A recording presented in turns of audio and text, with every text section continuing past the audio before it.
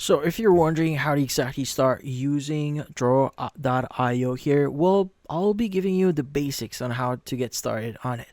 Well, first things first, in order for you to start using Draw.io is you want to first go to their website, which is Draw.io. Now, in the website, how do we start using it? Well, this one is pretty simple. Now, we first need to understand what is Draw.io. So, Draw.io allows you to create flowcharts, or basically just a way for you to create like workflows, flowcharts, or whatever you're trying to explain in here. You can even like create like entity relationships if you want, but how do you do it? So at the center of your screen, this is where your chart is going to be, or your workflow is going to be. So think of it as your canvas. Now at the left side, this is where your elements are going to be. Like for example, if you want to use general shapes here, like circles, squares, even like hexagons and cylinders, this is where you locate them. Now, by the way, it might not be obvious, but there are a lot more that you could get in here. So this is just in general, but there are specific ones in here. Like for example, if you want to use arrows as shapes, or you can even like use specifically from flowcharts. Now, obviously, depending on what shape you're going to use in here, they have their own meaning. Like for internal storage, we have this one. We also have like database in here, which is like a cylinder icon that is used for like workflows where you, if you want to like indicate that this one is a data place, depending on your workflow. But yeah, so depending on what you're trying to build in here, you may need to study up on what each of this shape actually mean. So depends on what you're aiming here. So that's the number one thing that you need to understand. But yeah, so generally at the left side, this is where your shapes are going to be. Like for example, maybe I want to start my process. Let's go and just add a circle as a starting point for our shape. And maybe we want to basically flow into, maybe we want to create like a flow chart here. This is just an example, obviously. Maybe I want to flow into a decision. Let's go and just add this one. Now, by the way, the great thing about Draw.io here is as long as you align certain elements in here, you should see these rulers. Like if you want to align the right side on it, as you can see, it's going to say that if you're aligned, there's like ruler in there. But if you want to align them in the center, it's going to show that in here. So that's the great thing about this one. Now, also with shapes, you can actually rotate them. So as you can see here now, I'm holding the rotation icon. This is how you do it. It's going to rotate. Now also you have these points here, so you can go and just drag the points like you are seeing here, the blue points in here. So if you want to make it like longer, if you want to go ahead and just make it wider, you can drag that. And yeah, so if you are going to hold shift on your keyboard, it's going to make the shape bigger. So basically, it's extending the sides in here in an even manner. So if you hold the shift key on your keyboard. Now, if you want to reverse like certain actions that you did, you can go and click on the arrow button that you see at the top left. Now, speaking or talking about like actions in here, there are different tools that you can access at the very top. Now, as you can see, this the first one that you should see in here is going to be if you want to see certain views. Like for example, if you want to see the ruler, you could go and just click on this icon here at the top left. Click on ruler, and it should show you your ruler.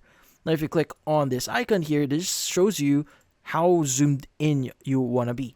But alternatively, you could go and just press Control minus or Control plus if you want to zoom in or zoom out. So that's a thing that you could do here. Now, you also have like the zoom in and zoom out icons in here if you want to use the actual arrows. Now, if you want to go ahead and go back or go forward with what you did in here, as you can see, I could undo and redo certain actions. This is how you do it. If you want to delete something, you go and click on the delete. Just make sure whenever you're doing like actions in here, like for deleting, you go and click, make sure to select that specific element first and delete. Now, same goes with elements like, for example, if you want to make something go to the back. So you go and choose the to back option.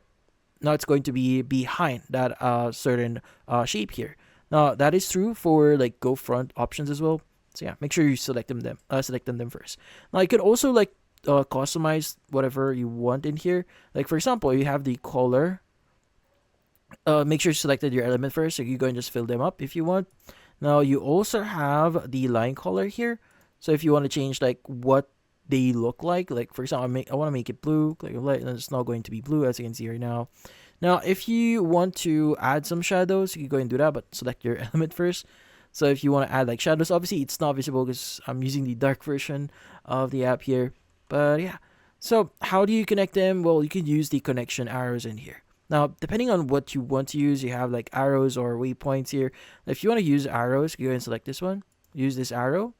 Now, whenever you're connecting them, you could go and just go at the sides in here. So you have this like points, as you can see right now. Like you go and just drag it into the section here or into at the shape itself that you want to connect.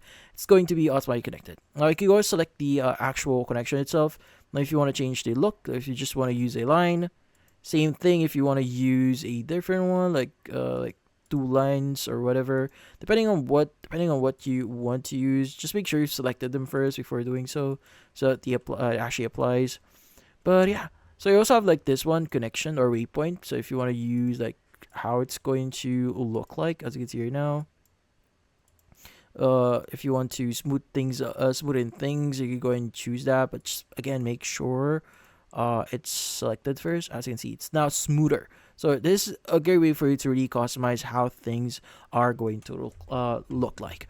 Now, another thing that you may want to know in here is how connections are built. Now, as you can see, when you hover over this one, you can actually automatically connect things here. So if you click on the arrow, this will automatically connect that to the nearest shape for you. But if you choose, like, let's remove this one. So if you click on the arrow, you can actually choose a shape next to it. Like if you want to add like another circle, or if you want to add like a rectangle. So this is an easier way for you to like build connections if you don't want to access the left side here.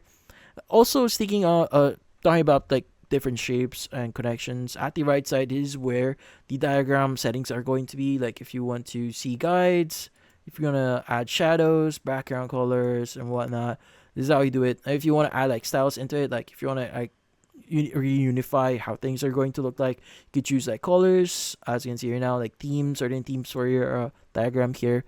But yeah, so also if you want to share whatever you've created here, go and click on share at the top right, and you can go and click on save to Google Drive.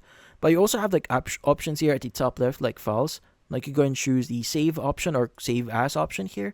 Now you can save this as XML, editable bitmap image, HTML file, editable vector image, or whatever. So also just make sure to specify with how you want to save this as, what's the name going to be, and where you want to save this. Now if you want to download this on your device on GitLab, there are a lot of options that you could choose from. Now, obviously, there are going to be a lot more that you could do in here. Like you can export this to images like JPEG, PDF, HTML, PNG, and whatnot. So yeah, so those are the basics in order for you to get started using Draw.io. But that's about it. So hopefully this video was able to help you like and subscribe to our channel. Thank you for watching.